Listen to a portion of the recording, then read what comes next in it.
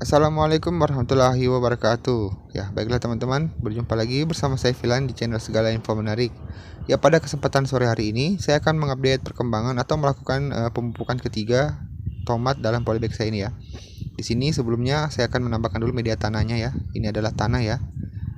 Kemudian ini adalah kompos, ada kohe kambing, kemudian akar alang-alang ya, akar rumput.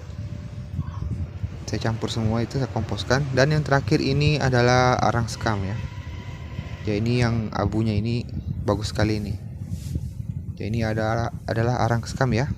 Untuk perbandingannya yaitu tanahnya di sini 4 bagian, kemudian komposnya 2 bagian, dan yang terakhir adalah arang sekamnya itu 1 bagian ya. Kemudian ini akan saya campur semuanya. Ya, oke, ini sudah tercampur semua merata ya. Ini bisa kita lihat sudah merata semua. Kemudian ini kita masukkan ke dalam wadah karung ya. Di sini saya menggunakan karung. Oke, di sini sudah semua saya masukkan. Jadi teman-teman perlu ketahui juga bahwa untuk penggunaan kompos ini, teman-teman harus menggunakan kompos yang memang benar-benar sudah matang ya, atau juga kohe yang benar-benar sudah matang. Karena tanaman tomat ini dia itu sangat rentan terhadap serangan penyakit teman-teman, baik itu bakteri maupun jamur ya. Ya, di sini teman-teman bisa lihat usia tomat saya ini sekarang adalah 26 hari ya. Dan ini adalah penambahan media yang pertama kalinya. Ya, jadi di sini saya nanti akan menambahkan media lagi yang terakhirnya pada saat itu menjelang pembuahan ya teman-teman.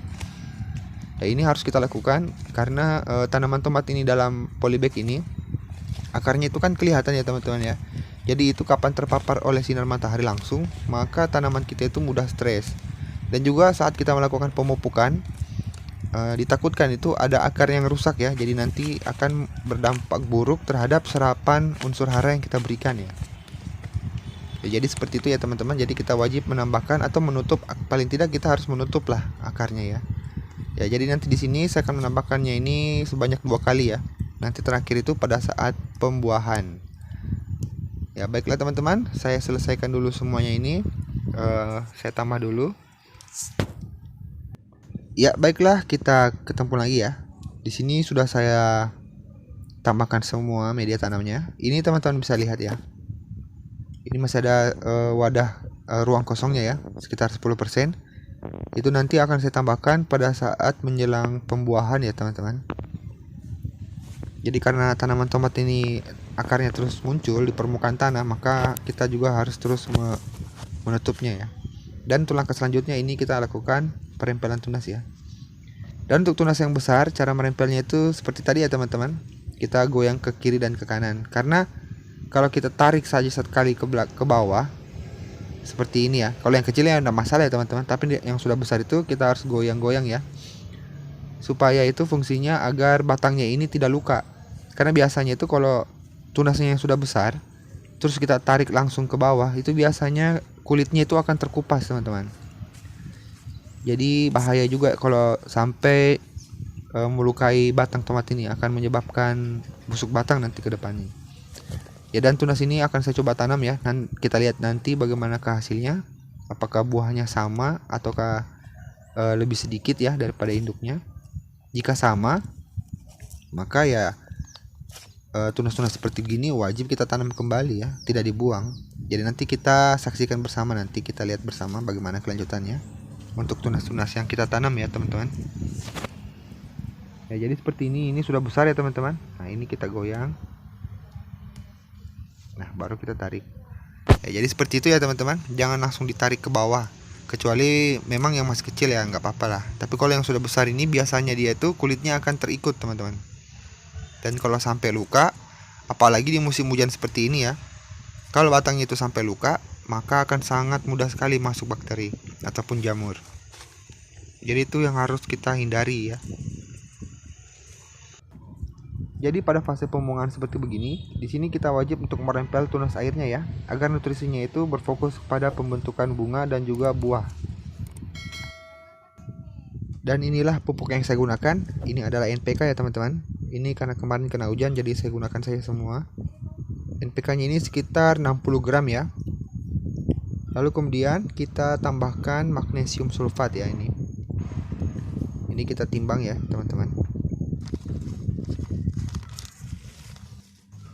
Dan untuk magnesium sulfatnya ini kurang lebih sekitar 15 gram ya.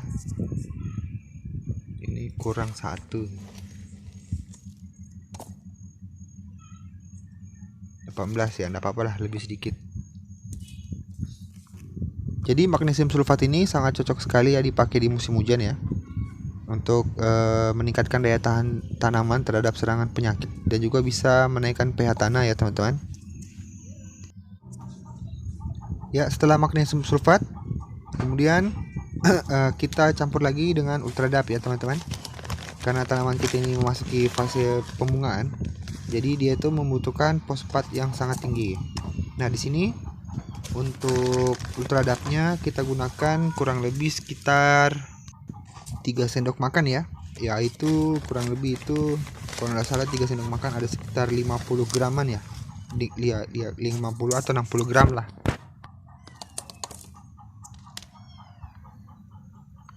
Ya, ini ya 57 gram lah ya.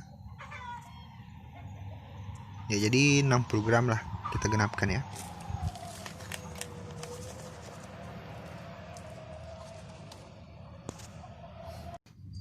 Ya, dan terakhir ini adalah KNO3 merah ya. Di sini karena ada boronnya juga dan juga kalium. Jadi di sini saya tambahkan bentar ya, mungkin 2 sendok atau 3 sendok lah. 1 ya, 2.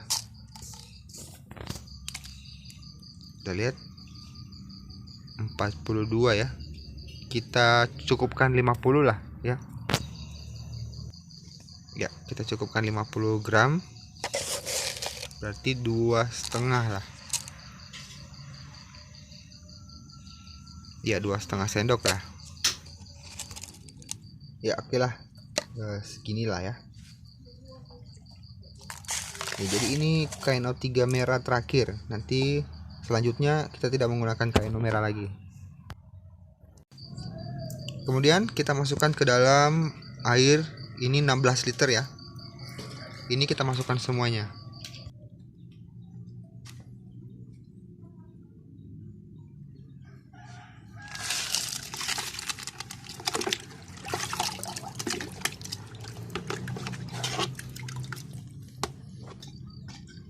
Lalu ini kita aduk hingga merata ya, pakai tangan saja supaya bisa dirasa jika sudah larut semua. Ya, dan selanjutnya di sini saya menggunakan POC dari urin kelinci. Ya, ini stok POC saya semua teman-teman ya, lengkap ya. Ada NP dan K semuanya lengkap. Ya, ini untuk pembuatan videonya itu ada di video saya sebelumnya ya, untuk pembuatan POC ini. Ini saya gunakan kurang lebih sekitar 250 ml lah.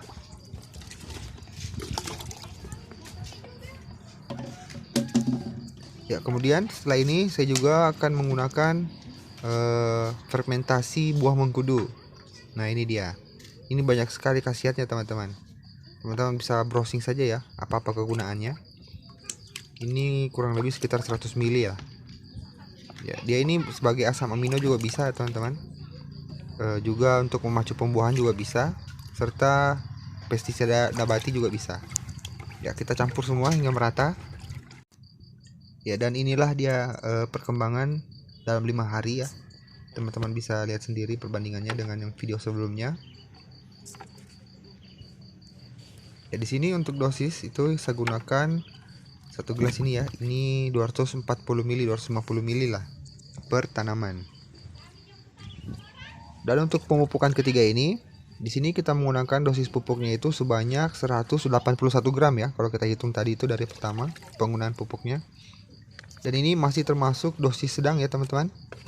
Nanti ini dosisnya akan terus meningkat seiring dengan pertumbuhan tanamannya dan juga kebutuhan tanamannya ya. Jadi nanti disesuaikan ya teman-teman. Ya, baiklah, ini sudah semua saya pupuk. Jadi pemupukan kali ini menggunakan dosis 181 gram itu karena selama 2 hari ini belum turun hujan ya teman-teman. Dan yang video sebelumnya itu di situ kenapa saya turunkan menjadi 100 gram? Karena itu habis hujan ya teman-teman. Jadi dosisnya saya turunkan. Jadi setelah ini saya akan melakukan penyepraian menggunakan kalsium mikro ya. Ya, jadi tonton sampai habis ya teman-teman pupuk apa yang saya gunakan. Coba kita lihat dulu yang berada di bedengan. Nah, ini juga pertumbuhannya lumayan subur ya, sudah mulai menyusul. Ya, jadi untuk kalsiumnya di sini saya menggunakan pupuk ini ya. Ya, dan ini wadahnya. Kita akan timbang. Di sini di kemasannya itu tertulis 3 gram per liter. Jadi di sini kita gunakan sekitar 15 gram ya, teman-teman. Ini 16 gram lah ya. Di sini teman-teman pasti bertanya ya, kenapa saya tidak menggabungkan pupuk ini dengan waktu saat saya melakukan pengocoran. Nah, waktu pemupukan kedua itu di situ kan saya menggunakan kalsium nitrat ya, teman-teman. Dan kali ini saya menggunakan kalsium karbonat yaitu CaCO3. Nah, di mana kalsium karbonat ini dia itu sangat mudah untuk mengikat unsur-unsur kimia lainnya. Jadi ini wajib dipisah, teman-teman.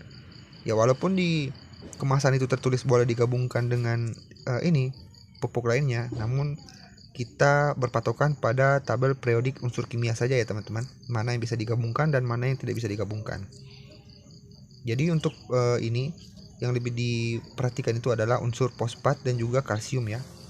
Nah, dimana di sini kalau kita melakukan pencampuran antara kalsium dan juga fosfat, memang tidak terlihat perubahan pada saat kita melarutkan kedua pupuk tersebut. Namun di dalam tanah itu kalsium ini dapat menekan fosfat sehingga fosfat itu tidak diserap oleh tanaman, tidak bisa diserap ya. Yang diserap hanyalah kalsium. Dan pada akhirnya tanaman akan memunculkan gejala defisiensi unsur fosfat. Jadi ini memang harus wajib kita pisah ya, teman-teman. Kecuali teman-teman menggunakan nitrat, kalsium nitrat, bolehlah kita gabung. Itu aman saja digabung ya. Ya, itu tadi teman-teman yang paling setia itu ya. Itu kucing saya, teman-teman. Saat saya menyepray dia juga ikut ini. Tapi takut sama air makanya dia langsung lari. Oke, baiklah teman-teman, ini semua sudah saya spray ya. Ya, jadi saya rasa cukup sekian untuk video hari ini. Jadi yang belum subscribe silahkan di subscribe ya, agar dapat mengetahui bagaimana cara teknik atau pola pemupukan dalam berbudidaya tanaman khususnya hortikultura ya. Dan untuk yang menyukai video ini silahkan di like, komen, share ke teman-teman kalian agar teman-teman kalian juga tahu apa yang kalian tahu. Oke, cukup sekian video dari saya. Kita berjumpa lagi di pemupukan ketiga ya, teman-teman. Salah, maksud saya yang keempat ya. Oke, sekian. Assalamualaikum warahmatullahi wabarakatuh.